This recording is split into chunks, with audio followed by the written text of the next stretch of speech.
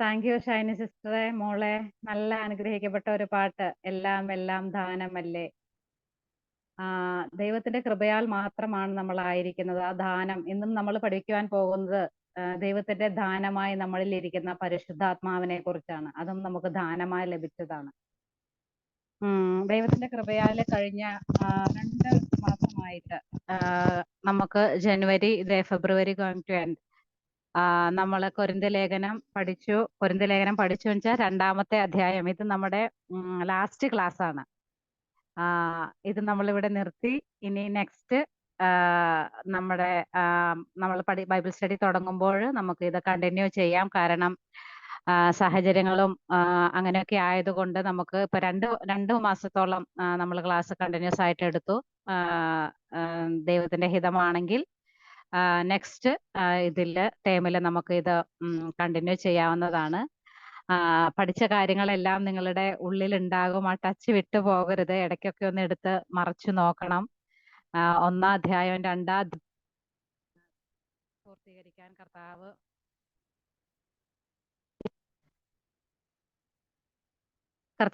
കൃപ ചെയ്തു.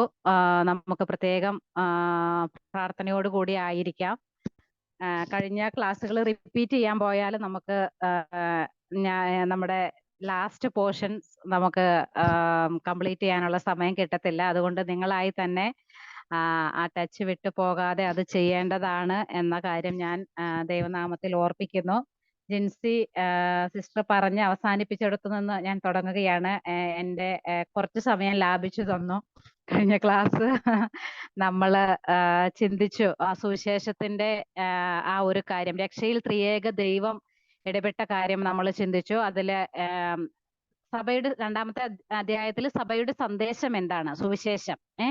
അതിൽ 1ാമത്തെ പോയിന്റ് 1 മുതൽ 4 വരെയുള്ള കാര്യങ്ങളിൽ അത് ക്രൈസ്റ്റ് സെന്റേർഡ് ആണ്. അതുകൊണ്ടാണ് അപ്പോസ്തലനായ പൗലോസ് പറഞ്ഞത്, ക്രൂശിക്കപ്പെട്ടവനായ ക്രിസ്തുവിനെ അല്ലാതെ മറ്റൊന്നും അറിയാത്തവനായ നിങ്ങളുടെ ഇടയിൽ ഇരിക്കണമെന്ന് ഞാൻ നിർണയിച്ചിരിക്കുന്നു എന്നുള്ള കാര്യം. മറ്റ് ഭൗതികമായ ജ്ഞാനങ്ങൾക്കോ ലോകപരമായ അറിവുകൾക്കോ ഒന്നും ഈ ഒരു സുവിശേഷത്തെ ഒരു വിധത്തിലും ഒരു വ്യക്തിയുടെ ജീവിതത്തെ സ്വാധീനിക്കുവാനായിട്ട് കഴിയുകയില്ല. പല രീതിയിലുള്ള അപ്രോച്ചസ് കൊരിന്തിലെ വിശ്വാസികളെ സംബന്ധിച്ചിടത്തോളം അവിടെ കടന്നു വന്നിരുന്ന ഇറ്റിനറന്റ് ടീച്ചേഴ്സ് ആയിട്ടുള്ളവരിൽ നിന്നും പലവിധമായ അറിവുകൾ അവരിൽ ലഭിച്ചതുകൊണ്ട് ഒരു ആശയക്കുഴപ്പം അവരിൽ ഉളവാകുവാനിടയായി. ഞാൻ പറഞ്ഞു 1 മുതൽ 6 വരെയുള്ള അധ്യായങ്ങളിൽ അവരുടെ സംശയങ്ങൾ തീർക്കുന്ന ഒരു കാര്യമാണ് നമുക്ക് കാണുവാനായിട്ട് കഴിയുന്നത്. ആ കാര്യം നിങ്ങൾ എപ്പോഴും മനസ്സിൽ വെക്കണം. അപ്പം ഈ എന്താണ് സന്ദേശം എന്നുള്ള കാര്യത്തിലും അവർക്കൊരു സംശയം വന്നതുകൊണ്ട് അത് ക്ലിയർ ചെയ്യുകയാണ് ഇവിടെ 2ാം അധ്യായത്തിൽ. അതില് 1 മുതൽ 4 വരെയുള്ള വാക്യങ്ങളിൽ പുത്രന്റെ പാട്ട് നമ്മൾ ചിന്തിച്ചു. അത് കഴിഞ്ഞിട്ട് കഴിഞ്ഞ ക്ലാസ്സിൽ 4 മുതൽ 8 വരെയുള്ള വാക്യങ്ങളിൽ പിതാവാം ദൈവം, അതായത് പിതാവാം ദൈവം പദ്ധതി ഇട്ടതും പുത്രനാം ദൈവം അത് നടപ്പിലാക്കിയതും പരിശുദ്ധാത്മാവാം ദൈവം അത് നമുക്ക് വെളിപ്പെടുത്തി തന്നതുമായ കാര്യങ്ങളാണ് ഈ 3ാം അധ്യായത്തിൽ നമ്മൾ ചിന്തിച്ചുകൊണ്ടിരിക്കുന്നത്. അത് 8 വരെയുള്ള വാക്യങ്ങളിൽ പിതാവാം ദൈവം ചെയ്ത കാര്യങ്ങൾ,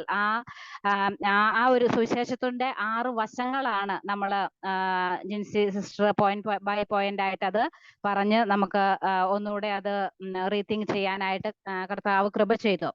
തുടർന്ന് ഇന്ന് നമ്മൾ ചിന്തിക്കാൻ പോകുന്നത് 9 മുതൽ 16 വരെയുള്ള വാക്യങ്ങളിൽ പരിശുദ്ധാത്മാവാം ദൈവം നമ്മുടെ രക്ഷയിൽ എങ്ങനെ പ്രവർത്തിച്ചു, എന്താണ് ആ ഒരു റോൾ എന്നുള്ളതാണ് നമ്മൾ ചിന്തിക്കുവാനായിട്ട് പോകുന്നത്.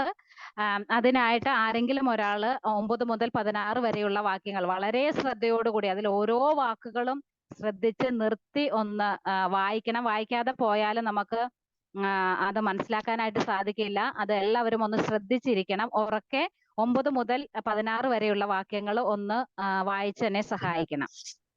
ദൈവം തന്നെ സ്നേഹിക്കുന്നവർക്ക് ഒരുക്കിയിട്ടുള്ളത് കണ്ണ് കണ്ടിട്ടില്ല, ചെവി കേട്ടിട്ടില്ല, ഒരു മനുഷ്യന്റെ ഹൃദയത്തിൽ തോന്നിയിട്ടുമില്ല എന്ന് എഴുതിയിരിക്കുന്നത് പോലെ തന്നെ നമുക്കോ ദൈവം തന്റെ ആത്മാവിനാൽ വെളിപ്പെടുത്തിയിരിക്കുന്നു. ആത്മാവ് സകലത്തെയും ദൈവത്തിന്റെ ആഴങ്ങളെയും ആരായുന്നു. മനുഷ്യനിലുള്ളത് അവനിലെ മനുഷ്യാത്മാവല്ലാതെ മനുഷ്യരിൽ ആർ അറിയും? അതുകൊണ്ട് തന്നെ ദൈവത്തിലുള്ളത് ദൈവാത്മാവല്ലാതെ ആരും ഗ്രഹിച്ചിട്ടില്ല. നാമോ ലോകത്തിന്റെ ആത്മാവിനെ അല്ല, ദൈവം നമുക്ക് നൽകിയത് അറിവാനായി ദൈവത്തിൽ നിന്നുള്ള ആത്മാവിനെ അത്രേ പ്രാപിച്ചത്. അത് ഞങ്ങൾ മാനുഷജ്ഞാനം ഉപദേശിക്കുന്ന വചനങ്ങളാൽ അല്ല, ആത്മാവ് ഉപദേശിക്കുന്ന വചനങ്ങളാൽ തന്നെ പ്രസ്താവിച്ചുകൊണ്ട് ആത്മീയന്മാർക്ക് ആത്മീയമായത് തെളിയിക്കുന്നു. എന്നാൽ പ്രാകൃത മനുഷ്യൻ ദൈവാത്മാവിന്റെ ഉപദേശം കൈക്കൊള്ളുന്നില്ല, അത് അവന് ഭോഷത്വം ആകുന്നു. ആത്മീയമായി വിവേചിക്കേണ്ടതാകിയാൽ അത് അവന് ഗ്രഹിപ്പാൻ കഴിയുന്നതുമല്ല. ആത്മീയനോ സകലത്തെയും വിവേചിക്കുന്നു, താൻ ആരാലും വിവേചിക്കപ്പെടുന്നതുമില്ല. കർത്താവിന്റെ മനസ്സ് അറിഞ്ഞ് അവനെ ഗ്രഹിപ്പിക്കാവുന്നവൻ ആർ? നാമോ ക്രിസ്തുവിന്റെ മനസ്സുള്ളവർ ആകുന്നു. Thank you Darly aunty. Shirley aunty അല്ലേ വായിച്ചേ? Thank you. 9-ാം വാക്യം, ദൈവം തന്നെ സ്നേഹിക്കുന്നവർക്ക് ഒരുക്കിയിട്ടുള്ളത് കണ്ണ് കണ്ടിട്ടില്ല, ചെവി കേട്ടിട്ടില്ല, ഒരു മനുഷ്യന്റെയും ഹൃദയത്തിൽ തോന്നിയിട്ടുമില്ല. പലപ്പോഴും നമ്മൾ ഈ വാക്യത്തെ എടുക്കുന്നത് എന്താ പറയുന്ന ഭൗതികമായ നന്മകളുടെ അടിസ്ഥാനത്തിലാണ് നമ്മൾ പലപ്പോഴും ഈ വാക്യത്തെ ചിന്തിക്കുന്നത്. അത് നമ്മുടെ കുഴപ്പമല്ല. ഇത് അത് കഴിഞ്ഞു വന്ന നമുക്കറിയാം പ്രോസ്പെരിറ്റി തിയോളജി അങ്ങനെയുള്ള ഒത്തിരി പഠിപ്പീലികൾ നമ്മുടെ ഇടയിലേക്ക് വന്നിട്ടുണ്ട്. അപ്പം അങ്ങനെയുള്ളവർക്ക് എടുത്തുപയോഗിക്കാൻ പറ്റിയ നല്ലൊരു വാക്യമാണ് ഇത്. അതിന്റെ അടിസ്ഥാനത്തിലാണ് നമ്മുടെ ഉള്ളിലേക്കും ഇങ്ങനെയുള്ള കാര്യങ്ങൾ കടന്നു വന്നത്. എന്നാൽ ഭൗതികമായ ഒരു നന്മയുടെ അടിസ്ഥാനത്തിലല്ല അത് അവിടെ പറഞ്ഞിരിക്കുന്നത്. നമുക്കറിയാം എന്തായിരുന്നു അത് നമ്മുടെ തേജസ്സിനായിട്ട് മുന്നൊരുക്കിയ കാര്യത്തിന്റെ അതിനോട് ബന്ധപ്പെട്ടാണ് ദൈവം തന്നെ സ്നേഹിക്കുന്നവർക്ക് ഒരുക്കിയിട്ടുള്ളത് എന്നുള്ള കാര്യം നമുക്കവിടെ ചിന്തിക്കുവാനായിട്ട് കഴിയുന്നത്. അപ്പോൾ അതിന്റെ അവസാന വാക്യത്തിൽ നമ്മൾ ഓരോ വാക്യവും ശ്രദ്ധിച്ചു വായിക്കുമ്പോൾ അത് കണ്ണ് കണ്ടിട്ടില്ല, ചെവി കേട്ടിട്ടില്ല, ഒരു മനുഷ്യന്റെയും ഹൃദയത്തിൽ തോന്നിയിട്ടില്ല. അപ്പം സ്വാഭാവികമായിട്ടും നമുക്കും ചിന്തിക്കാം, ഞാനൊരു മനുഷ്യനല്ലേ, നിങ്ങൾ ഓരോരുത്തരും ഒരു മനുഷ്യരല്ലേ, അപ്പം നമുക്കൊന്നും തോന്നിയിട്ടില്ലേ? അങ്ങനെ ഒരു ചിന്ത നമുക്ക് തിരിച്ചു ചോദിക്കാം. അപ്പം അതിനുള്ള ഒരു ഉത്തരമാണ് 10-ാമത്തെ വാക്യത്തിന്റെ അകത്ത് ഉണ്ട്. എന്ന് എഴുതിയിരിക്കുന്നത് പോലെ തന്നെ അടുത്ത വേർഡ് നമുക്കോ. കണ്ടോ? ആ ഒരു വ്യത്യാസം മനസ്സിലായോ? നമുക്കോ. അപ്പം മറ്റുള്ളവരും നമ്മിലും തമ്മിലുള്ള ആ ഒരു വ്യത്യാസമാണ് അവിടെ കാണുന്നത്. നമുക്ക് ഒരു മനുഷ്യന്റെയും ഹൃദയത്തിൽ തോന്നിയിട്ടില്ല, പക്ഷെ നമുക്ക് എന്ത് ചെയ്തു? നമുക്ക് ദൈവം തന്റെ ആത്മാവിനാൽ വെളിപ്പെടുത്തിയിരിക്കുന്നു. ഇതാണ് നമ്മളും മറ്റുള്ളവരും തമ്മിലുള്ള വ്യത്യാസം എന്നുള്ളത്. ഒരു മനുഷ്യന്റെയും ഹൃദയത്തിൽ തോന്നിയിട്ടില്ല, പക്ഷെ ആ തോന്നാത്ത ഒരു കാര്യം ദൈവത്തിന്റെ കൃപയാല് എന്താ ചെയ്തേ? നമുക്ക് ദൈവം തന്റെ ആത്മാവിനാൽ വെളിപ്പെടുത്തി തന്നു. അതുകൊണ്ടാണ് നമുക്ക് ഇത് മനസ്സിലാക്കുവാനായിട്ട് കഴിഞ്ഞത്. നമ്മുടെ തേജസ്സിനായി നമുക്ക് ഒരിക്കൽ തേജസ് നഷ്ടപ്പെട്ടവരായിരുന്നു നമ്മള്. ആ തേജസ് നഷ്ടപ്പെട്ട നമുക്ക് ആ ദൈവം തേജസ് തിരികെ തരുവാൻ, അവന്റെ തേജസ്സിനോട് അനുരൂപരായി നമ്മളെ രൂപാന്തരപ്പെടുത്തും. അല്ലെങ്കിൽ ആ രക്ഷയുടേതായ ആ മഹത്വം, ആ മഹാജ്ഞാനം അല്ലെ? കഴിഞ്ഞ ക്ലാസ്സിൽ ഞാൻ പറഞ്ഞായിരുന്നു, റോമാലേഖനം എഴുതുമ്പോൾ അപ്പോസ്തലനായ പൗലോസ് പറയുന്നുണ്ട്, ദൈവത്തിന്റെ ധനം, ജ്ഞാനം, അറിവ് എന്നിവയുടെ ആഴമേ അല്ലെ? ആ ഒരു ജ്ഞാനം, അതായത് ആ രക്ഷയിൽ ത്രിയേക ദൈവം ചെയ്ത ആ ഒരു കാര്യങ്ങൾ നമ്മളുടെ മാനുഷികമായ ബുദ്ധി കൊണ്ട് നമുക്ക് ഗ്രഹിപ്പാൻ കഴിയുകയില്ല. എന്നാൽ ദൈവത്തിന്റെ പരിശുദ്ധാത്മാവ് ആ രക്ഷയിൽ ചെയ്ത കാര്യം, എന്നാൽ നമുക്കോ അവിടെ ഒരു ഡിഫറൻസ് ആണ് വരുന്നത്. മറ്റുള്ളവരും നമ്മളും തമ്മിലുള്ള ആ ഒരു ഡിഫറൻസ് ആണ് ആ ഒറ്റ ഒരു വേർഡില്, നമുക്കോ എന്നുള്ള ആ വേർഡിൽ നിന്ന് നമുക്ക് മനസ്സിലാക്കുവാൻ കഴിയുന്നു. നമുക്ക് എന്ത് ചെയ്തോ? ദൈവം തന്റെ ആത്മാവിനാൽ ഇത്ര ഒരു വലിയ കാര്യം നമുക്ക് വെളിപ്പെടുത്തി തന്നു. നമുക്ക് ആ ഒരു റെവലേഷൻ കിട്ടിയത് കൊണ്ടാണ് നമുക്കത് മനസ്സിലാക്കുവാനായിട്ട് സാധിച്ചത്. അപ്പോൾ ആ ദൈവത്തിന്റെ പരിശുദ്ധാത്മാവ് ഒന്നാമതായി ചെയ്ത കാര്യം എന്നുള്ളത്, അത് നമുക്ക് ദൈവത്തിന്റെ പരിശുദ്ധാത്മാവ് ദൈവത്തിന്റെ വചനത്താൽ നമുക്കത് മനസ്സിലാക്കി തന്നു എന്നുള്ളതാണ് ആ ഒരു കാര്യം. നമുക്കറിയാം എഫേസ്യ ലേഖനമൊക്കെ എഴുതുമ്പോൾ അപ്പോസ്തലനായ പൗലോസ് പറയുന്നുണ്ട്, ദൈവമേ അവരുടെ ഹൃദയദൃഷ്ടി പ്രകാശിച്ചിട്ട് അവരുടെ വിശ്വസിക്കുന്നവരിൽ വ്യാപരിക്കുന്ന അവന്റെ ശക്തിയുടെ അളവറ്റ വലിപ്പം അവരൊന്ന് മനസ്സിലാക്കണമെന്ന് അല്ലെ? ഈ മറ്റുള്ളവർക്ക് ഇത് മനസ്സിലാക്കാൻ കഴിയാത്തത് എന്തുകൊണ്ടാ? അവർക്ക് ആ ഒരു റെവലേഷൻ, അല്ലെങ്കിൽ ആ ദൈവത്തിന്റെ പരിശുദ്ധാത്മാവിന്റെ ആ ഒരു വെളിപ്പാട് ലഭിക്കാത്തത് കൊണ്ട്. അപ്പം അതുകൊണ്ട് അപ്പോസ്തലനായ പൗലോസ് പറയുന്നുണ്ട്, അവരുടെ ഹൃദയദൃഷ്ടി പ്രകാശിച്ചിട്ട് അവരിൽ വിശ്വസിക്കുന്നവരിൽ വ്യാപരിക്കുന്ന ദൈവത്തിന്റെ അളവറ്റ ശക്തി എന്തെന്ന് ആ ഹൃദയദൃഷ്ടി പ്രകാശിപ്പിച്ച് അവർ മനസ്സിലാക്കണമെന്ന് അപ്പോസ്തലനായ പൗലോസ് പ്രാർത്ഥിക്കുന്ന ഒരു പ്രാർത്ഥന നമുക്ക് കാണുവാനായിട്ട് കഴിയുന്നുണ്ട്. അപ്പോൾ ഈ നമ്മുടെ രക്ഷയിൽ ത്രിയേക ദൈവത്തിന്റെ പങ്കിൽ പരിശുദ്ധാത്മാവാം ദൈവം ചെയ്യുന്ന കാര്യങ്ങളാണ് തുടർന്നുള്ള 10 മുതൽ 16 വരെയുള്ള വാക്യങ്ങളിൽ നമുക്ക് കാണുവാനായിട്ട് കഴിയുന്നത്. അതിൽ 4 കാര്യങ്ങളാണ് പ്രധാനമായിട്ടും പരിശുദ്ധാത്മാവാം ദൈവം നമ്മളിൽ ചെയ്യുന്നത്. അത് ഞാൻ ഇപ്പോൾ വാക്യം വായിക്കാതെ ജസ്റ്റ് നിങ്ങൾക്ക് പോയിന്റിന് വേണ്ടിയിട്ട് ഞാൻ പറഞ്ഞു തരാം. ഒന്നാമതായിട്ട് നമുക്ക് കാണുവാനായിട്ട് കഴിയുന്നത് 10-ാം വാക്യത്തിൽ നമുക്ക് 10-ാം വാക്യത്തിലല്ല 14-ാം വാക്യത്തിൽ നമുക്ക് കാണുവാനായിട്ട് കഴിയുന്നത് 12-ാം വാക്യം. നാമോ ലോകത്തിന്റെ ആത്മാവിനെ അല്ല ദൈവം നമുക്ക് നൽകിയത് അറിവാനായി ദൈവത്തിൽ നിന്നുള്ള ആത്മാവിനെ അത്രേ പ്രാപിച്ചത്. വേർഡ്സ് 12. 12-ാം വാക്യത്തിൽ എന്താണ് പറയുന്നത്? ഒന്നാമത്തെ കാര്യം അവിടെ നമുക്ക് കാണുവാനായിട്ട് കഴിയുന്നു. നാമോ ലോകത്തിന്റെ ആത്മാവിനെ അല്ല ദൈവം നമുക്ക് നൽകിയത് അറിവാനായി ദൈവത്തിൽ നിന്നുള്ള ആത്മാവിനെ അത്രേ പ്രാപിച്ചത്. അവിടെ എന്താ പറയുന്നത്? ഒന്നാമതായി നമ്മൾ ആത്മാവിനെ പ്രാപിച്ചു. പ്രാപിച്ചോ എല്ലാ പ്രാപിച്ചോ? ഉറപ്പാണോ? എനിക്ക് കാത്തിരിക്കണോ പ്രാപിക്കാൻ? വേണ്ട. നമുക്ക് ആത്മാവിനെ നമ്മൾ അവിടെ തന്നെ എഴുതിയിട്ടുണ്ട് വ്യക്തമായി. നമ്മൾ ആത്മാവിനെ പ്രാപിച്ചു എന്ന് തന്നെയാണ് എഴുതിയിരിക്കുന്നത്. അപ്പം ഒന്നാമതായി നമ്മൾ ആത്മാവിനെ പ്രാപിച്ചു. രണ്ടാമതായി നമുക്ക് കാണുവാനായിട്ട് കഴിയുന്നത് നമ്മുടെ ഉള്ളിൽ പ്രാപിച്ച, അതായത് ഇൻഡ്വെൽ ചെയ്ത ആ പരിശുദ്ധാത്മാവ് എന്ത് ചെയ്യുന്നു? നമ്മളിൽ 10-ാം വാക്യം തന്റെ ആത്മാവിനാൽ വെളിപ്പെടുത്തിയിരിക്കുന്നു. ആത്മാവ് സകലത്തെയും ദൈവത്തിന്റെ ആഴങ്ങളെയും ആരായുന്നു. ആ പ്രാപിച്ച ആത്മാവ്, നമ്മളിൽ വസിക്കുന്ന ആ ആത്മാവ് എന്ത് ചെയ്യുന്നു? ആരായുന്നു. ഒന്നാമതായി നമ്മൾ പ്രാപിച്ചു. രണ്ടാമതായി എന്ത് ചെയ്യുന്നു? ആരായുന്നു. ഇനി എന്താണ് ആരായുന്നത്? അത് നമുക്ക് അടുത്തതായിട്ട് നമ്മൾ ഈ പോയിന്റ് പറഞ്ഞു കഴിഞ്ഞിട്ട് അവസാനമായിട്ട് ചിന്തിക്കാം. എന്താണ്? ജസ്റ്റ് പറഞ്ഞു പോയ നിങ്ങൾ തന്നെ ഒന്ന് വാക്യം വായിച്ചിട്ട് പറഞ്ഞേ, എന്താണ് ആരായുന്നത്? 10-ാം വാക്യത്തില്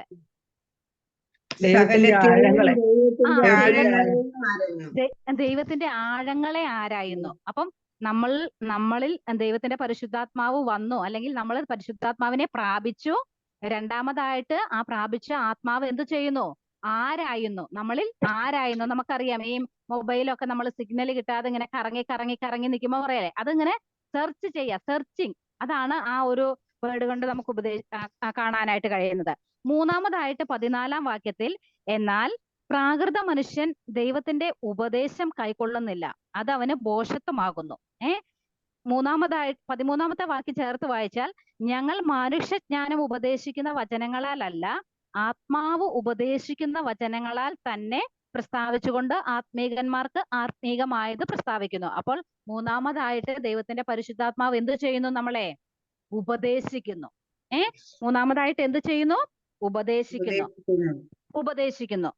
അവസാനമായിട്ട് പറയുന്ന കാര്യം എന്ന് 14, 15, 16 വാക്യങ്ങളിൽ ആ വാക്യങ്ങൾ വായിക്കുമ്പോൾ നമുക്ക് മനസ്സിലാക്കുവാനായിട്ട് കഴിയുന്നത്, ഒരു പ്രാകൃത മനുഷ്യനെ ആത്മീകനാക്കുവാൻ അല്ലെങ്കിൽ ഒരു തികഞ്ഞവനാക്കുവാൻ വേണ്ടിയിട്ട് ദൈവത്തിന്റെ പരിശുദ്ധാത്മാവ് ആ വ്യക്തിയെ ട്രാൻസ്ഫോം ചെയ്യുന്നു.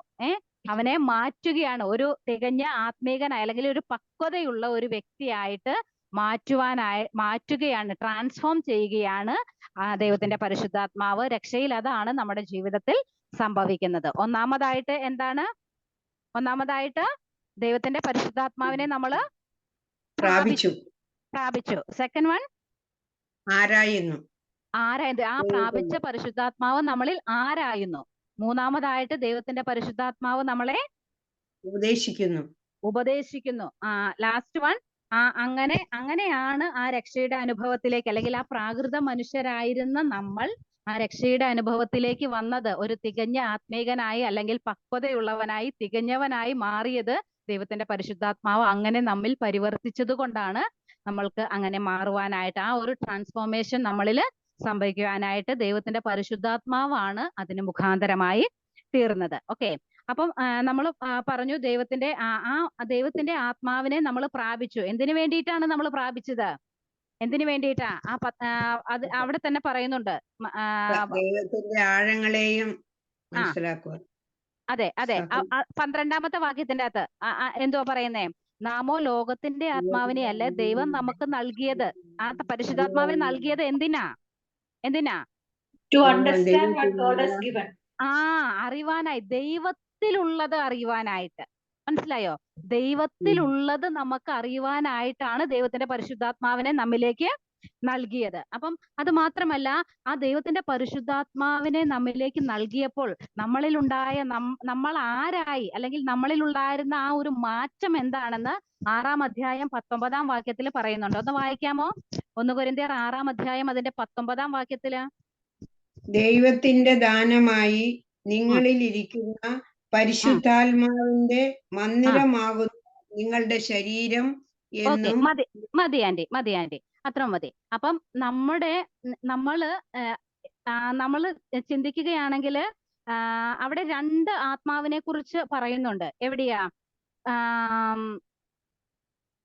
പ്രാകൃത മനുഷ്യന്റെ ഒരു ആത്മാവ്, അതായത് മാനുഷികമായ ഒരു ആത്മാവ്, നമ്മളിൽ ദൈവത്തിൽ നിന്നുള്ള ഉള്ളത് അറിവാനുള്ള ആത്മാവ്, ലോകത്തിൻ്റെതായ ഒരു ആത്മാവ്.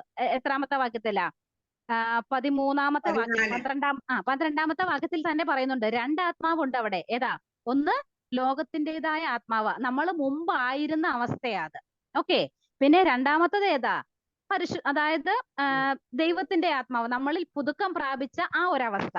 അപ്പം നമ്മൾ മുമ്പായിരുന്ന ആ അവസ്ഥയിൽ നിന്ന് നമുക്കുണ്ടായ മാറ്റം എന്താണ്? 6-19 പ്രകാരം നമ്മുടെ ശരീരം എന്തായി? ദൈവത്തിന്റെ മന്ദിരമായി മാറി. ദൈവത്തിന്റെ പരിശുദ്ധാത്മാവ് നമ്മളിൽ വന്നതുകൊണ്ട് നമ്മൾ ദൈവത്തിന്റെ മന്ദിരമായി മാറി.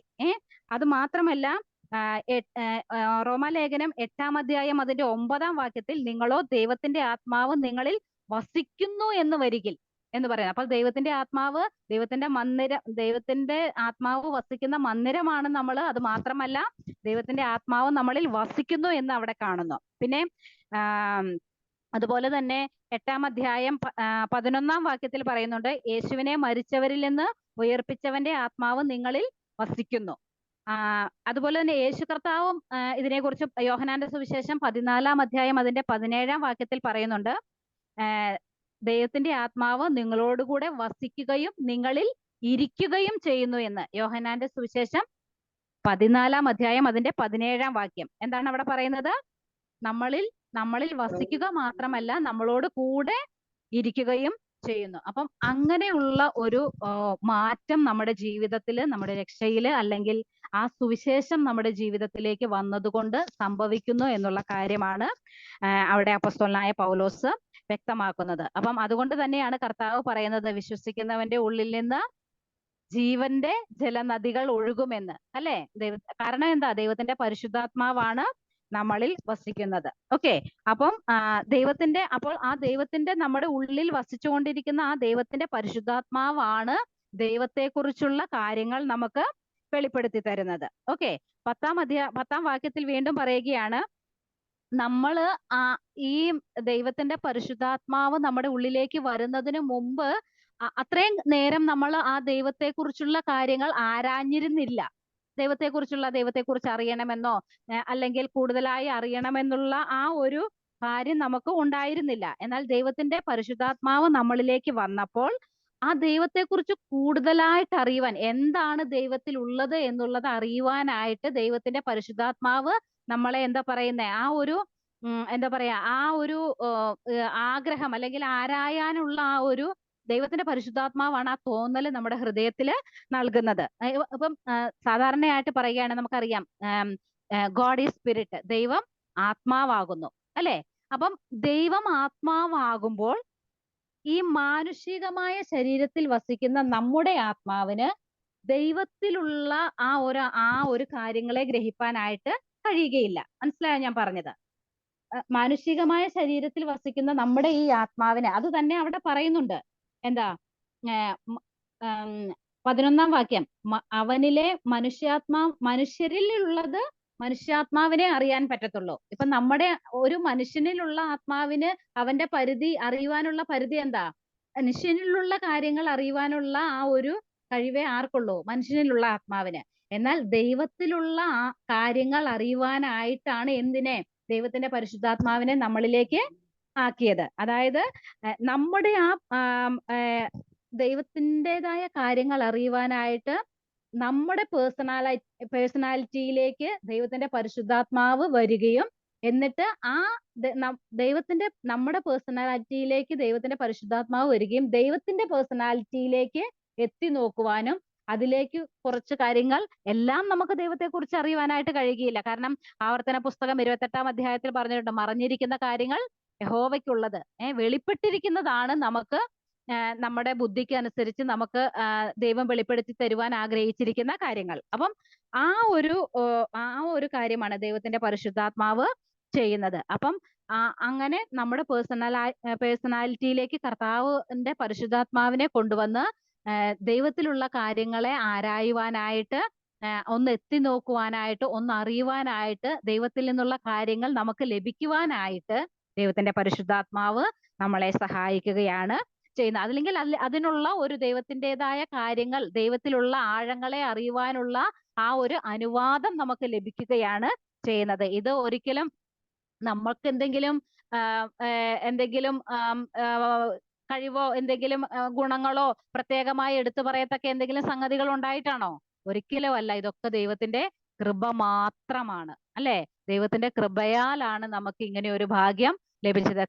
എത്ര ദൈവസന്നിധിയിൽ എത്ര നന്ദിയുള്ളവരായിരിക്കണം സഹോദരിമാരെ. നമുക്കറിയാം അനേകര് ഈ ലോകപരമായിട്ട് നോക്കുകയാണ് സത്യത്തിൽ യഥാർത്ഥമായി ജ്ഞാനികൾ എന്ന് വിളിക്കുന്നത് നമ്മളെയാണ്. കാരണം ദൈവത്തിന്റെ ഇത്ര വലിയ ഈ ഒരു ജ്ഞാനത്തെ, അതായത് ദൈവത്തിൽ നിന്നുള്ള കാര്യത്തെ, ഒത്തിരി ദൈവത്തിൻ്റെതായ കാര്യങ്ങൾ മാനുഷികമായ ബുദ്ധി കൊണ്ട്, നമ്മുടെ മാനുഷികമായ ബുദ്ധികൾക്ക് നമുക്ക് അറിയാനായിട്ട് കഴിയത്തില്ല. പക്ഷെ ദൈവത്തിന്റെ പരിശുദ്ധാത്മാവിനാൽ ഇതൊക്കെ അറിയുവാനായിട്ട് ദൈവം നമ്മളെ തിരഞ്ഞെടുത്തു. ദൈവത്തിന്റെ ജ്ഞാനം അറിയുവാനായിട്ട്, നമുക്ക് മനസ്സിലാക്കുവാനായിട്ട് നമ്മുടെ ബുദ്ധിക്ക് കഴിവ് തന്നു. അത് എത്ര ഭാഗ്യമുള്ള, നമ്മൾ ചിന്തിച്ചാല് നമുക്ക് എത്ര നന്ദി പറഞ്ഞാലും മതി വരാത്ത ഒരു കാര്യമാണ്. കാരണം ഇത്ര വലിയൊരു ഭാഗ്യം നമ്മുടെ ജീവിതത്തിൽ ലഭിച്ചു എന്നുള്ളത്. ഓക്കെ, അപ്പം നമ്മൾ ചിന്തിച്ചു വന്നത്, അപ്പം ദൈവത്തിന്റെ പരിശുദ്ധാത്മാവ് ദൈവത്തിന്റെ ആഴങ്ങളെ അറിയുവാനായിട്ട്, ആരായുവാനായിട്ട് നമ്മളെ സഹായിക്കുന്നു. അപ്പം അങ്ങനെ ആരായാൻ തുടങ്ങിയപ്പോൾ ദൈവത്തിന്റെ പരിശുദ്ധാത്മാവ് നമ്മളെ ഉപദേശിക്കുവാൻ തുടങ്ങി. എന്താണ് ഇപ്പം നമുക്കറിയാം, ഞാൻ നേരത്തെ പറഞ്ഞതുപോലെ ഇപ്പൊ ഒരു മൊബൈൽ യൂസ് ചെയ്യുകയാണെങ്കിൽ ഇടയ്ക്ക് മൊബൈലിൽ മെസ്സേജ് വരും, ഇങ്ങനെ ചാർജ് ചെയ്യണം, അല്ലെങ്കിൽ ഇന്ന കാര്യങ്ങൾ ചെയ്യണം, ഇന്നത് ചെയ്താലേ ഇന്നത് ലഭിക്കുകയുള്ളൂ എന്നുള്ള ആ ഒരു മെസ്സേജസ് നമുക്ക് ലഭിക്കും. അതുപോലെ തന്നെ ആരായാൻ തുടങ്ങുമ്പോൾ ദൈവത്തിന്റെ പരിശുദ്ധാത്മാവ് എന്ത് ചെയ്യുന്നു? നമ്മളെ ഉപദേശിക്കുവാൻ തുടങ്ങുന്നു. 13-ാം വാക്യത്തിൽ എന്താ പറയുന്നത്? മാനുഷജ്ഞാനം ഉപദേശിക്കുന്ന, എങ്ങനെയാണ് ദൈവത്തിന്റെ പരിശുദ്ധാത്മാവ് ഉപദേശിക്കുന്നത്? ഒന്ന് പറഞ്ഞേ, എങ്ങനെയാ ദൈവത്തിന്റെ പരിശുദ്ധാത്മാവ് എങ്ങനെയാണ് നമ്മളെ ഉപദേശിക്കുന്നത്? വചനങ്ങളാൽ. ദൈവത്തിന്റെ വചനത്താലാണ് നമ്മളെ ഉപദേശിക്കുന്നത്. ദൈവത്തിന്റെ പരിശുദ്ധാത്മാവ് നമ്മളെ ഉപദേശിക്കുന്നത് ദൈവത്തിന്റെ വചനമാണ് അതിന്റെ അടിസ്ഥാനം എന്നുള്ളതാണ്. കർത്താവ് പറയുന്നുണ്ട്, സത്യത്തിന്റെ ആത്മാവ് വരുമ്പോൾ അവൻ നമ്മെ സകല സത്യത്തിലും വഴി നടത്തും എന്ന് പറയുന്നുണ്ട്. അത് മാത്രമല്ല, ഞാൻ പറഞ്ഞത് നിങ്ങൾക്ക് ഓർമ്മപ്പെടുത്തി തരുമെന്നാണ്. എന്താണ് കർത്താവ് പറഞ്ഞത്? എന്താ? കർത്താവിന്റെ വചനങ്ങളാ, അല്ലെ? അപ്പം ദൈവത്തിന്റെ പരിശുദ്ധാത്മാവ് കർത്താവ് പറഞ്ഞ വചനങ്ങളെ നമുക്ക് ഓർമ്മപ്പെടുത്തി തരും എന്നാണ് ദൈവത്തിന്റെ പരിശുദ്ധാത്മാവ്. ദൈവത്തിന്റെ വചനത്തിലൂടെ ദൈവത്തിന്റെ പരിശുദ്ധാത്മാവ് നമ്മളെ ഓർമ്മപ്പെടുത്തി തരും, അതായത് ഉപദേശിക്കും എന്നുള്ള കാര്യമാണ് നമുക്കവിടെ. അപ്പം അങ്ങനെ ദൈവത്തിന്റെ പരിശുദ്ധാത്മാവ് നമ്മളെ ഉപദേശിക്കുമ്പോൾ, അതായത് ദൈവത്തിന്റെ വചനത്തിലൂടെയാണ്, ആ ദൈവവചനം പഠിക്കുവാനായിട്ട് നമുക്ക് ഇടയായിത്തീരും. നമ്മൾ മുമ്പായിരുന്ന അവസ്ഥയിൽ നമ്മൾ ദൈവവചനം പഠിക്കുവാനോ അല്ലെങ്കിൽ ബൈബിള് വായിക്കുവാനോ ദൈവത്തെക്കുറിച്ച് കൂടുതലായിട്ട് അറിയുവാനോ അങ്ങനെയൊന്നും നമ്മൾ ആഗ്രഹിച്ചിരുന്നില്ല. പക്ഷെ ഇപ്പൊ നമ്മൾ ആഗ്രഹിക്കുന്നത് എന്തുകൊണ്ടാ? ദൈവത്തിന്റെ പരിശുദ്ധാത്മാവ് ദൈവത്തിന്റെ പരിശുദ്ധാത്മാവിനെ നമ്മൾ പ്രാപിക്കുകയും ആ പരിശുദ്ധാത്മാവ് നമ്മളിൽ ആരായുകയും, ദൈവത്തിന്റെ ആഴങ്ങളെ കുറിച്ച് അറിയുവാൻ ആരായുകയും ദൈവത്തിന്റെ വചനത്താൽ നമ്മളെ ഉപദേശിക്കുകയും ചെയ്യുമ്പോഴാണ്. അങ്ങനെ ദൈവത്തിന്റെ വചനത്താൽ നമ്മളെ ഉപദേശിക്കുകയും ചെയ്യുമ്പോൾ ദൈവത്തിന്റെ പരിശുദ്ധാത്മാവ് നമ്മിൽ വ്യാപരിക്കുവാനായിട്ട് ഇടയായിത്തീരും. മനസ്സിലായോ? ദൈവത്തിന്റെ പരിശുദ്ധാത്മാവ് നമ്മളിൽ വ്യാപരിക്കുവാനായിട്ട്. അങ്ങനെ വ്യാപരിക്കുമ്പോഴാണ് ദൈവത്തിന്റെ വചനം വായിക്കുമ്പോഴും ദൈവത്തിന്റെ അങ്ങനെയുള്ള കാര്യങ്ങൾ, ദൈവത്തിൻ്റെതായ കാര്യങ്ങൾ നമ്മൾ ചിന്തിക്കുവാനും അങ്ങനെയുള്ള കാര്യങ്ങളിലേക്ക് നമ്മുടെ തോട്ടും നമ്മുടെ ഓരോ കാര്യങ്ങളും തിരിയുവാനായിട്ട് ഇടയായിത്തീരുന്നത്. അപ്പം അങ്ങനെ ദൈവവചനം നമ്മൾ കേൾക്കുമ്പോൾ തെസ്സലോനിക്കയിലെ വിശ്വാസികളെ കുറിച്ച് പറയുന്നത് എന്താ? അവര് ദൈവവചനം കേട്ടപ്പോൾ മാനുഷവചനമായിട്ടല്ല, സാക്ഷാൽ ദൈവവചനമായിട്ട് അവർ അംഗീകരിച്ചു. അങ്ങനെയാണ് തെസ്സലോനിക്കയിലെ വിശ്വാസികളെ കുറിച്ച് പറയുന്നത്. അത് മാത്രമല്ല, അത് വിശ്വസിച്ചവരിൽ ആ ദൈവത്തിന്റെ ആത്മാവ് വ്യാപരിക്കുവാനും ഇടയായി തീർന്നു എന്നാണ് തെസ്സലോനിക്ക ലേഖനത്തിന്റെ അകത്ത് കാണുവാനായിട്ട് കഴിയുന്നത്. അങ്ങനെ നമ്മൾ ദൈവവചനം പഠിക്കുമ്പോൾ അത് മനുഷ്യവചനമല്ല, സാക്ഷാൽ ദൈവവചനമാണെന്നും അത് ദൈവത്തിന്റെ വചനമായിട്ട് അത് നമ്മളിൽ വ്യാപരിക്കുവാനായിട്ടും, അങ്ങനെയാണ് തെസ്സലോനിക്ക വിശ്വാസികളെ കുറിച്ച് സാക്ഷ്യം പറഞ്ഞത് നമുക്ക് കാണുവാനായിട്ട് കഴിയുന്നത്. ഇതേ അവസ്ഥയാണ് നമ്മുടെ ജീവിതത്തിലും, നമ്മുടെ ദൈനംദിന ക്രിസ്തീയ ജീവിതത്തിലും. ഞാൻ അന്ന് ലാസ്റ്റ് ക്ലാസ് അവസാനിപ്പിച്ചപ്പോൾ ഞാൻ ഒരു പോയിന്റ് പറഞ്ഞായിരുന്നു. എന്താ 9-ാം വാക്യത്തിന്റെ അടിസ്ഥാനത്തിൽ ഒരു മനുഷ്യന്റെയും ഹൃദയത്തിൽ തോന്നിയിട്ടില്ല എന്ന് പറയുമ്പോൾ, ഇന്ന് ഇന്ന് ജീവിക്കുന്ന നമ്മുടെ വിശ്വാസികളായ നമ്മുടെ ജീവിതത്തിൽ, പ്രായോഗിക ക്രിസ്തീയ ജീവിതത്തിൽ അത് ആപ്ലിക്കബിൾ ആണ്. അതായത് ദൈവം അത് നമുക്ക് വെളിപ്പെടുത്തി തന്നതുകൊണ്ടാണ്, ദൈവത്തിന്റെ പരിശുദ്ധാത്മാവിനാൽ അത് വെളിപ്പെടുത്തി തന്നതുകൊണ്ടാണ് നമുക്ക് ഇത് മനസ്സിലാക്കുവാനും പഠിക്കുവാനും ദൈവത്തിന്റെ പരിശുദ്ധാത്മാവ് ആരായുവാൻ സഹായിക്കുകയും ഉപദേശിക്കുകയും പിന്നെ ദൈവവചനത്തിന്റെ അടിസ്ഥാനത്തിൽ നമ്മളെ ഉപദേശിക്കുകയും ചെയ്യുമ്പോൾ ദൈവത്തിന്റെ പരിശുദ്ധാത്മാവ് നമ്മളിൽ വ്യാപരിക്കുവാനായിട്ട് ഇടയായിത്തീരും. അപ്പോൾ അവിടെ പ്രത്യേകമായിട്ട് എടുത്തു പറഞ്ഞിരിക്കുന്ന ഒരു കാര്യമാണ് ആത്മാവ് ഉപദേശിക്കുന്ന വചനം. എന്താണ് ദൈവത്തിന്റെ പരിശുദ്ധാത്മാവ് അങ്ങനെ എടുത്തു പറയാൻ കാരണം? കാരണം നമ്മുടെ മുൻപിൽ, നമ്മൾ ജനിച്ച അവസ്ഥയിൽ നമ്മളിൽ ഉണ്ടായിരുന്നത് ഈ ആത്മാവ് ഉപദേശിക്കുന്ന വചനങ്ങളല്ലായിരുന്നു. എന്തായിരുന്നു? സാത്താനായവൻ അസത്യമായ കുറെ കാര്യങ്ങളായിരുന്നു നമ്മുടെ ഹൃദയത്തില് കുത്തിവെച്ചിരുന്നത്, അല്ലെ? അപ്പം അവൻ ഭോഷ്ക് പറയുന്നവനും അവന്റെ അപ്പനും എന്നാണ് ദൈവവചനത്തിൽ വായിക്കുന്നത്, സാത്താനെ കുറിച്ച് നമ്മൾ കാണുന്നത്. അപ്പം ആ ഒരു അവസ്ഥയായിരുന്നു നമ്മുടേത്. എന്നാൽ ആ ഒരു അവസ്ഥയിൽ നിന്ന്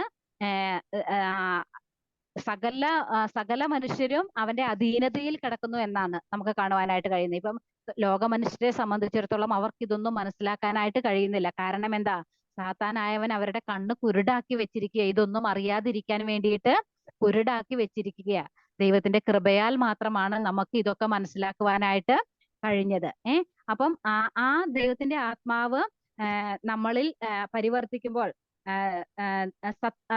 അത് മാത്രമല്ല സത്യത്തിന്റെ ആത്മാവ് എന്നാണ് അവിടെ പറഞ്ഞിരിക്കുന്നത്. അപ്പം ആ ഒരു സത്യം മനസ്സിലാക്കുവാനായിട്ട്, യഥാർത്ഥമായ സത്യം എന്താണെന്ന് മനസ്സിലാക്കുവാനായിട്ട് ദൈവത്തിന്റെ പരിശുദ്ധാത്മാവ് നമ്മളിൽ പരിവർത്തിക്കുകയും ആ ഒരു നിലയിലേക്ക് നമ്മുടെ ജീവിതങ്ങളെ ക്രമീകരിക്കുവാനായിട്ട് ഇടയായി തീരുകയും ചെയ്യുന്നു. ദൈവത്തിന്റെ വചനത്തിൽ തന്നെ പറയുന്നുണ്ട്, എന്താണ്?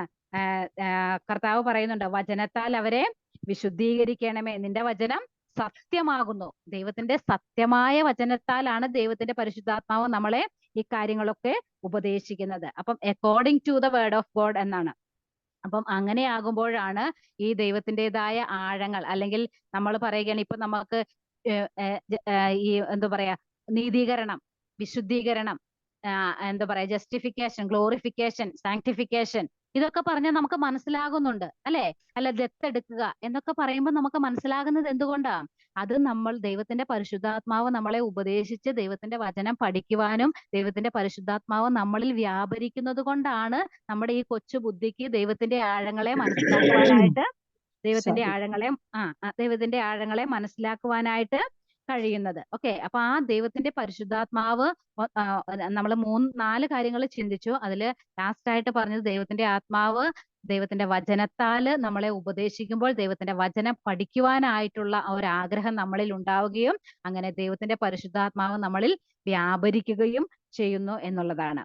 ഇനി 4-മതായിട്ട് നമ്മൾ ചിന്തിക്കുവാനായിട്ട് പോകുന്നത് ദൈവത്തിന്റെ പരിശുദ്ധാത്മാവ് പറയുന്ന കാര്യത്തില് 2:14 മുതൽ 16 വരെയുള്ള വാക്യങ്ങളിൽ അവിടെ 2 വ്യക്തികളെയാണ് നമുക്ക് കാണുവാനായിട്ട് കഴിയുന്നത്. ആരൊക്കെയാണ് 2 വ്യക്തികള്?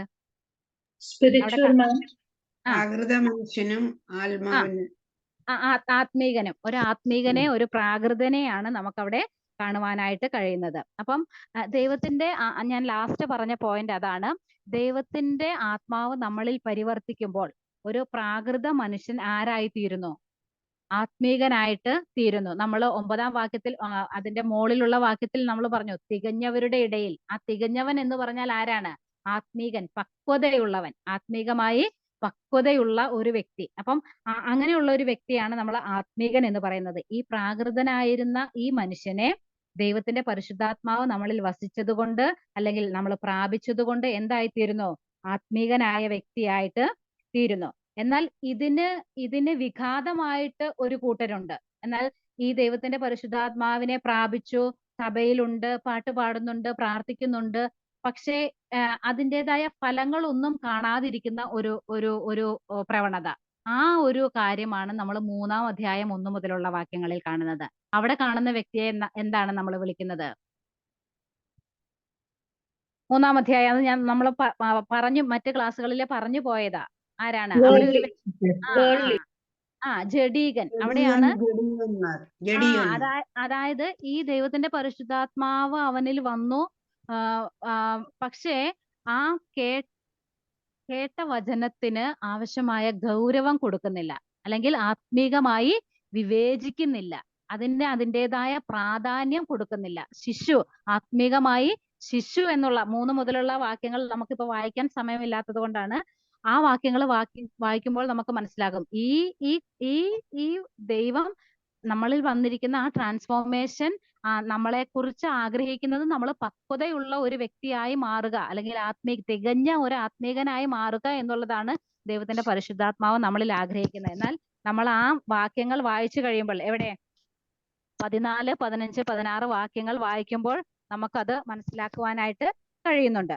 എന്നാൽ പക്ഷെ ആത്മീകമായി ഇവര് വിവേചിക്കാത്തത് കൊണ്ട്, അല്ലെങ്കിൽ ഒരാള് പക്വതയുള്ള വ്യക്തിയാണോ അല്ലെങ്കിൽ അങ്ങനെ ആണോ എന്നറിയാനായിട്ടുള്ള മീൻസ് എന്താണ് അതിന്റെ 14-ാം അധ്യായ താഴേക്ക് വായിക്കുമ്പോൾ നമുക്ക് കാണുവാനായിട്ട് കഴിയുന്നു. അവർ ആത്മീകനോ സകലത്തെയും വിവേചിക്കുന്നു. ആത്മീകനോ സകലത്തെയും വിവേചിക്കുന്നു. അതാണ് നമുക്ക് അവിടെ കാണുവാനായിട്ട് കഴിയുന്നത്. അതായത് ആത്മീകനായ ഒരു വ്യക്തിയാണെങ്കിൽ, തികഞ്ഞ ഒരു വ്യക്തിയാണെങ്കിൽ, അല്ലെങ്കിൽ പക്വതയുള്ള ഒരു വ്യക്തിയാണെങ്കിൽ വേണ്ടതും വേണ്ടാത്തതും, പറയേണ്ടതും പറയേണ്ടാത്തതും, ചിന്തിക്കേണ്ടതും ചിന്തിക്കേണ്ടാത്തതുമായ കാര്യങ്ങൾ. മനസ്സിലായോ? അതായത് ദൈവം കാണുന്നത് പോലെ ദൈവത്തിന്റെ അതാണ് പറയുന്നുണ്ട്, നമുക്ക് കർത്താവിന്റെ മനസ്സറിഞ്ഞ് കർത്താവിന് ഇഷ്ടമുള്ളതും ഇഷ്ടമില്ലാത്തതും, അതാണ് ഒരു ഡിസേൺമെന്റ്, ഒരു വകതിരിവ് നമുക്ക് അവിടെ ഉണ്ടാവുകയാണ് ചെയ്യുന്നത്. ദൈവത്തിന്റെ പരിശുദ്ധാത്മാവ് നമ്മളിൽ പ്രവർത്തിക്കുമ്പോൾ ഒരു വകതിരിവ് നമുക്ക് ഉണ്ടാവുകയാണ് അവിടെ ചെയ്യുന്നത്. അതാണ് നമുക്ക് അവിടെ കാണുവാനായിട്ട് കഴിയുന്നത്. സകലവും വിവേചിച്ച് ഏതാണ് ശരി, ഏതാണ് തെറ്റ്, ഏതാണ് നല്ലത്, ഏതാണ് ചെയ്യേണ്ടത് എന്നുള്ള ആ ഒരു ഡിസേൺമെന്റ്, ആ ഒരു സ്പിരിറ്റ് നമുക്ക് ലഭിക്കുകയാണ് ചെയ്യുന്നത് അവിടെ. അപ്പം അത് മാത്രമല്ല, ആ ഒരു ഡിസേൺമെന്റ് സ്പിരിറ്റ് നമുക്ക് ലഭിക്കുമ്പോൾ തന്നെ അത് അവിടെ പറയേണ്ട ഒരു പ്രധാനപ്പെട്ട കാര്യം, അതൊരിക്കലും കാഴ്ചയാലല്ല വിശ്വാസത്താലാണ് നമ്മൾ അത് ചെയ്യുന്നത്. മനസ്സിലായോ? ഇപ്പം നമുക്കറിയാം, ഇപ്പം അപ്പോസ്തലനായ പൗലോസിനെ സംബന്ധിച്ചിടത്തോളം വളരെ ആത്മീകമായി ഒരു ഉന്നമനത്തിൽ, ആത്മീകമായി നല്ല ഒരു ദൈവത്തിന്റെ പരിശുദ്ധാത്മാവിന്റെ നിയന്ത്രണത്തിൽ ആ ഒരു രീതിയിൽ ജീവിച്ച വ്യക്തി എന്ന് നമുക്ക് പറയാം. പക്ഷെ അത് മാത്രമല്ല, 3-ാം സ്വർഗത്തോളം എടുക്കപ്പെട്ട വ്യക്തി.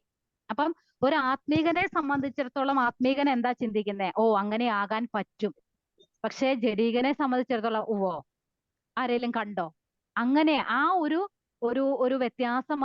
വ്യത്യാസമായിട്ട് ചിന്തിക്കാനായിട്ട്, അല്ലെങ്കിൽ കാഴ്ചയാല് ആ ഒരു എന്താ പറയാ, ആ ഒരു പ്രത്യേകമായിട്ട് നമ്മുടെ ഇടയിലൊക്കെ അതാണ്. ഇപ്പൊ നമ്മള് ഒരു ദൈവവചനം പ്രസംഗിക്കുമ്പോൾ തന്നെ നമുക്കിങ്ങനെ ജീവിക്കാൻ പറ്റുമെന്ന് പറയുമ്പോൾ പലപ്പോഴും അതിനെതിരായി നിൽക്കുന്നത് എന്തുകൊണ്ടാ? അവർക്ക് അങ്ങനെ ജീവിക്കാൻ ആ ഒരു രീതിയിലേക്ക് കടന്നു വരാനും ചിന്തിക്കുവാനും അവരുടെ ആ ഒരു മനസ്സ് അനുവദിക്കാത്തത് കൊണ്ട് അതിനൊരു ഒഴിവ് കഴിവ് കണ്ടുപിടിക്കുകയാണ് ചെയ്യുന്നത്. മനസ്സിലായോ? അപ്പം ആത്മീകനായ ഒരു വ്യക്തിയാണെങ്കിൽ എന്ത് ചെയ്യും? ശരിയാണ്, ദൈവത്തിന്റെ വചനം ഇങ്ങനെയാണ് പറയുന്നത്, ദൈവത്തിന്റെ ആത്മാവ് ഇങ്ങനെയാണ് ഉപദേശിക്കുന്നത്. അപ്പോൾ ആ വ്യക്തി അതിന് കീഴ്പ്പെടുകയാണ് ചെയ്യുന്നത്. അതാണ് ഒരു ആത്മീകന്റെ ലക്ഷണം എന്നുള്ളത്. അതായത് ആത്മീകൻ സകലത്തെയും വിവേചിക്കുന്നു എന്ന് പറയുന്നത്. ആ ഒരു ഡിസേൺമെന്റ് സ്പിരിറ്റ് അവന്റെ പ്രായോഗിക ക്രിസ്തീയ ജീവിതത്തിൽ അത് ആ സാഹചര്യങ്ങൾ വരുമ്പോൾ ആ ഒരു തരം തിരിച്ച് നല്ലതിനോട് പറ്റിച്ചേർന്ന് നിൽക്കുവാനായിട്ട് ഒരു ആത്മീകനെ സംബന്ധിച്ചിടത്തോളം സാധിക്കും എന്നുള്ളത്.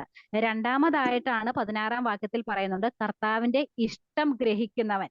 ആ കർത്താവിന്റെ ഇഷ്ടം ഗ്രഹിക്കുവാനായിട്ട് ആർക്ക് കഴിയുന്നു? ഈ പക്വതയുള്ള അല്ല ആത്മീകനായ വ്യക്തിക്ക് കർത്താവിന്റെ ഇഷ്ടം ഗ്രഹിക്കുവാനായിട്ട് കഴിയുന്നു. അത് മാത്രമല്ല, ഫിലിപ്പ് ലേഖനം 2-ാം അധ്യായത്തിന്റെ 5-ാം വാക്യത്തിൽ അങ്ങനെയുള്ള വ്യക്തിക്ക് ക്രിസ്തുവിന്റെ ഭാവം തന്നെ നിങ്ങളിൽ ഉണ്ടായിരിക്കണം എന്നാണ്. ആ ഒരു ഭാവം, അതായത് യേശുക്രിസ്തുവിന്റെ കാഴ്ചയിൽ നിന്ന് കാര്യങ്ങളെ, ജീവിതത്തെ നോക്കി കാണുവാനായിട്ടുള്ള ആ ഒരു പോയിന്റ് ഓഫ് വ്യൂവിലേക്ക് അവന്റെ മനസ്സിനെ തിരിക്കുവാനായിട്ട് ആർക്ക് സാധിക്കും? ആത്മീകനായ ഒരു വ്യക്തിക്ക്. ഈ പോയിന്റ് പറഞ്ഞുകൊണ്ടാണ് നമ്മൾ സ്റ്റാർട്ട് ചെയ്തത്, അല്ലേ? കൊരിന്ത്യർ ലേഖനത്തിൽ ഞാൻ പറഞ്ഞു, അതിന്റെ കീ വേർഡ് എന്നുള്ളത് എന്താണ്? ജ്ഞാനം, അല്ലെ? ഏതൊരു സാഹചര്യത്തിലും ക്രിസ്തു കാര്യങ്ങളെ കാണുന്നത് പോലെ കാണുവാനായിട്ടുള്ള ആ ഒരു കഴിവ്, അതാണ് ഒരു യഥാർത്ഥമായ ഒരു ആത്മീകന്റെ തികഞ്ഞ പക്വതയുള്ള ഒരു വ്യക്തിയുടെ ലക്ഷണം, അല്ലെങ്കിൽ ജ്ഞാനം പ്രാപിച്ച ഒരു വ്യക്തി. ജ്ഞാനം എന്താണെന്ന് നമ്മൾ കണ്ടു. ക്രിസ്തു കാണുന്നത് പോലെ കാര്യങ്ങളെ കാണുക, അതിനനുസരിച്ച് പ്രതികരിക്കുക. ആ ജ്ഞാനം ആരാണെന്ന് കണ്ടു, അത് ക്രിസ്തു തന്നെയാണ്. ക്രിസ്തു തന്നെയാണ് നമ്മുടെ ജ്ഞാനം. ആ ക്രൈസ്റ്റ് സെന്റേർഡ് ആയിട്ടുള്ള ഒരു ജീവിതം നമ്മളിലേക്ക് കടന്നു വരുവാനായിട്ട് ഇടയായി തീരും എന്നുള്ളത്. ഈ ഒരു പോയിന്റ് പറഞ്ഞുകൊണ്ടാണ് നമ്മൾ തുടങ്ങിയതും ആ പോയിന്റിലേക്കാണ് ദൈവത്തിന്റെ പരിശുദ്ധാത്മാവ് അവിടെ അവസാനിപ്പിക്കുകയും ചെയ്യുന്നത്. അപ്പം ഇത്രയും കാര്യങ്ങളാണ് ദൈവത്തിന്റെ പരിശുദ്ധാത്മാവ് നമ്മളിൽ ചെയ്യുന്നത് എന്നുള്ള കാര്യമാണ്. അതായത് കർത്താവിന്റെ മനസ്സറിഞ്ഞ്, അതൊക്കെ പറയാൻ പോയാലുണ്ടല്ലോ, കർത്താവിന്റെ മനസ്സറിഞ്ഞ് ചെയ്യുക. അതൊക്കെ നമ്മൾ തന്നെ ഒന്ന് ചിന്തിച്ചു നോക്കിക്കേ. ഒരു പ്രത്യേകമായ സാഹചര്യം നമ്മുടെ, അല്ലെങ്കിൽ ഒരു കോൺഫ്ലിക്റ്റ് ഉണ്ടായാൽ, അല്ലെങ്കിൽ ഒരു പ്രത്യേകമായ ഒരു അഭിപ്രായ വ്യത്യാസങ്ങൾ ഉണ്ടായാൽ, ഇപ്പൊ കൊരിന്ത്യ വിശ്വാസികളെ സംബന്ധിച്ചിടത്തോളം, കാരണം അവരിൽ എന്താ ഉണ്ടായിരുന്നു? ഭിന്നാഭിപ്രായം ഉണ്ടായിരുന്നു. പിന്നെ 3-ാം അധ്യായത്തിലേക്ക് കടന്നു വരുമ്പോൾ അവരുടെ ഇടയിൽ ഈർഷ്യയും പിണക്കവും ഉണ്ടായിരുന്നു.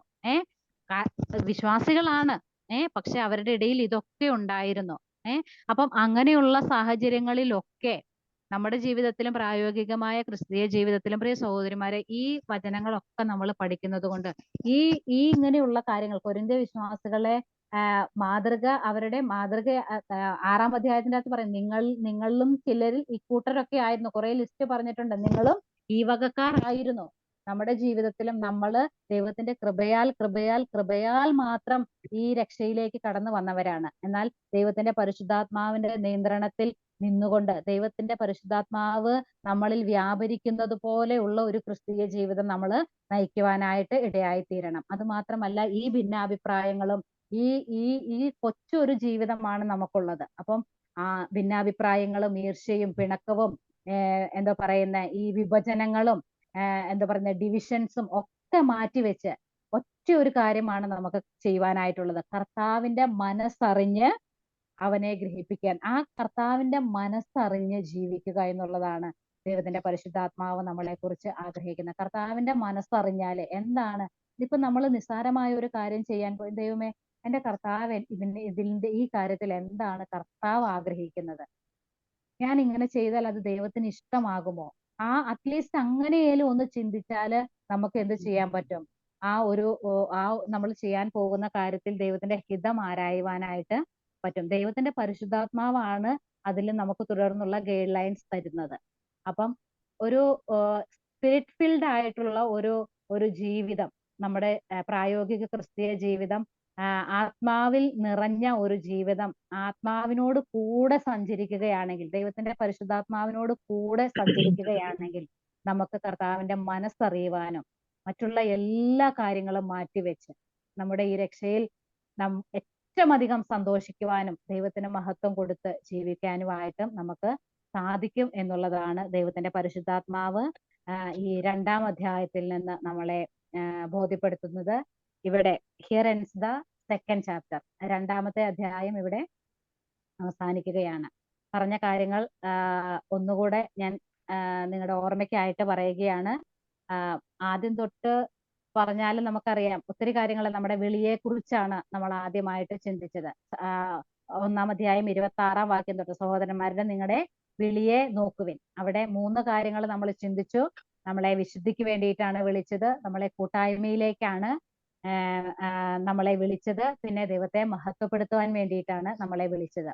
ഈ കാര്യങ്ങളൊക്കെ പറയുമ്പോൾ അപ്പോസ്തലനായ പൗലോസിന്റെ ഒരു തീരുമാനം ഉണ്ടായിരുന്നു. എന്താണ്? ആ വഷളത്വം നിറഞ്ഞ ആ ഒരു നഗരത്തിൽ ക്രൂശിക്കപ്പെട്ട ക്രിസ്തുവിനെ അല്ലാതെ മറ്റൊന്നും അറിയാത്തവനായി ഇരിക്കണം. ആ കൊരിന്ത പട്ടണത്തെക്കുറിച്ചും അവിടെയുള്ള മ്ലേച്ഛതകളെ കുറിച്ചും അവിടെ ഉണ്ടായിരുന്ന അനാചാരങ്ങളെ കുറിച്ചും എല്ലാ കാര്യങ്ങളും നമ്മൾ ചിന്തിച്ചതാണ്. പക്ഷേ ഒരു വേർപെട്ട set apart for a special purpose, അതാണ് നമ്മളെ കുറിച്ച് ദൈവത്തിന്റെ പരിശുദ്ധാത്മാവ് ആഗ്രഹിക്കുന്നത്. അപ്പം ആ കൊരിന്ത സഭയിലെ വിശ്വാസികളെ കുറിച്ച് സ്ഥലം സഭ സ്ഥാപിക്കുമ്പോൾ കർത്താവിന്റെ മനസ്സിൽ ഉണ്ടായിരുന്ന ആഗ്രഹങ്ങൾ എന്തായിരുന്നു? അവർ സകല വചനത്തിലും സകല പരിജ്ഞാനത്തിലും സമ്പന്നരായി തീരണം. പിന്നെ ഒരു കൃപാവരത്തിലും കുറവില്ലാത്തവരാണ്. ക്രിസ്തുവിന്റെ പ്രത്യക്ഷത കാത്തിരിക്കുന്നവരാണ്. എൻറിച്ച്ഡ് ആണ്, അതായത് എസ്റ്റാബ്ലിഷ്ഡ് ആണ്, അല്ലെ? ആ കാര്യങ്ങളൊക്കെ നമ്മൾ ചിന്തിച്ചതാണ്. ദൈവത്തിന്റെ പരിശുദ്ധാത്മാവ് നമ്മളെ കുറിച്ച് ഓരോരുത്തരെ കുറിച്ചും ആഗ്രഹിക്കുന്നതും ഇത് തന്നെയാണ്. ഇത് കൊരിന്ത വിശ്വാസികളെ ജസ്റ്റ് മനസ്സിലാക്കുവാനും അവരുടേതായ കാര്യങ്ങൾ അറിയുവാനും വേണ്ടിയിട്ടല്ല. നമ്മുടെ ജീവിതത്തിലേക്ക് തിരിഞ്ഞു നോക്കണം. ഞാനായിരിക്കുന്ന സ്ഥലം സഭയിൽ ഞാൻ എങ്ങനെയാണ്? എന്നിൽ ഭിന്നാഭിപ്രായങ്ങളുണ്ടോ? അല്ലെങ്കിൽ അങ്ങനെ ഒരു അഭിപ്രായം ഞാൻ അന്ന് ക്ലാസ് എടുത്തപ്പോൾ അന്നത്തെ നമ്മുടെ സെക്കൻഡ് ക്ലാസ്സിലാണെന്ന് തോന്നുന്നു, ഒരു ഭിന്നാഭിപ്രായം ഉണ്ടെങ്കിൽ അതിനുള്ള സൊല്യൂഷൻ എന്താണ്? നമ്മള് അപ്പോസ്തല പ്രവൃത്തിയിലേക്ക് പോയിട്ട് നമ്മൾ ചിന്തിച്ചു.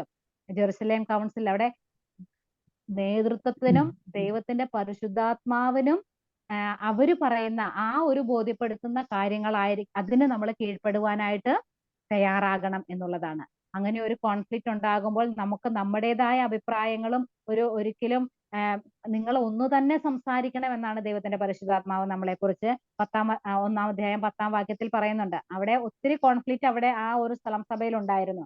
എന്നാൽ ദൈവത്തിന്റെ പരിശുദ്ധാത്മാവിനും നേതൃത്വത്തിനും അംഗീകരിച്ച കാര്യങ്ങൾ നമുക്ക് അതിനെ കീഴ്പ്പെടുക, അതിനെ ചോദ്യം ചെയ്യുവാനായിട്ട് ദൈവത്തിന്റെ പരിശുദ്ധാത്മാവ് നമ്മളെ അനുവദിക്കുന്നില്ല. അപ്പം ഇങ്ങനെയുള്ള ചെറിയ ചെറിയ കാര്യങ്ങൾ നമ്മൾ ശ്രദ്ധിച്ചാല് ക്രിസ്തുവിന്റെ മനസ്സുള്ളവരായിട്ട് നമ്മുടെ പ്രായോഗിക ക്രിസ്തീയ ജീവിതം മുൻപോട്ട് കൊണ്ടുപോകാനായിട്ട് ദൈവത്തിന്റെ പരിശുദ്ധാത്മാവ് നമ്മളെ സഹായിക്കും. തുടർന്നും ഈ പഠനം നിങ്ങൾ എല്ലാവരും എനിക്ക് വേണ്ടിയിട്ടും പ്രാർത്ഥിക്കണം. ഇനി പരീക്ഷയുടെ കാര്യങ്ങളുണ്ട്. ഞാൻ പറഞ്ഞതുപോലെ തന്നെ അപ്പോസ്തല പ്രവൃത്തി 16, 17, 18 അധ്യായങ്ങൾ, അതുപോലെ 1, 2 അധ്യായങ്ങൾ നിങ്ങൾ വായിക്കണം. അതിൽ നിന്നുള്ള ക്വസ്റ്റ്യൻസ് ആയിരിക്കും ഇടുന്നത്. ഒന്നും പേടിക്കാനില്ല. നിങ്ങളെല്ലാം പരീക്ഷ എഴുതുക എന്നുള്ളതിലുപരി ആ ഒരു അധ്യായങ്ങൾ നിങ്ങൾ വായിച്ചാൽ നമ്മൾ പറഞ്ഞ കാര്യങ്ങളിലൂടെ നമുക്കൊന്ന് പോകുവാനായിട്ട് ഇടയായിത്തീരും. അത് നിങ്ങളുടെ മനസ്സിൽ കയറുവാനായിട്ട് ഇടയായിത്തീരും. കൊരിന്ത ലേഖനം 1, 2 അധ്യായം മനസ്സിൽ വെക്കുക. തുടർന്ന് നമുക്ക് 3-ാം അധ്യായത്തിലേക്കും മറ്റുള്ള ഇതിലേക്കും പോകണം. എനിക്കും അതിനാവശ്യമായ പ്രിപ്പറേഷനും ഒക്കെ ആവശ്യമാണ്. എന്നെയും ദൈവമക്കളെ പ്രത്യേകം പ്രാർത്ഥനയിൽ ഓർക്കണം. ഇങ്ങനെ ഒരു ദൈവത്തിന്റെ വചനം പഠിപ്പിക്കാനായിട്ട്, അല്ലെങ്കിൽ ദൈവത്തിന്റെ വചനം പഠിപ്പിക്കുകയല്ല, എനിക്കറിഞ്ഞ ദൈവം തന്ന കൃപയ്ക്കനുസരിച്ച് നിങ്ങളോട് ഷെയർ ചെയ്യാനായിട്ട് സ്വർഗത്തിലെ ദൈവം തന്ന ഈ വലിയ ഒരു അവസരത്തെ വളരെ നന്ദിയോടുകൂടി ഓർക്കുന്നു. ഉത്തരവാദിത്തപ്പെട്ടോടുള്ള നന്ദിയെ ഞാൻ പ്രത്യേകം അറിയിക്കുന്നു.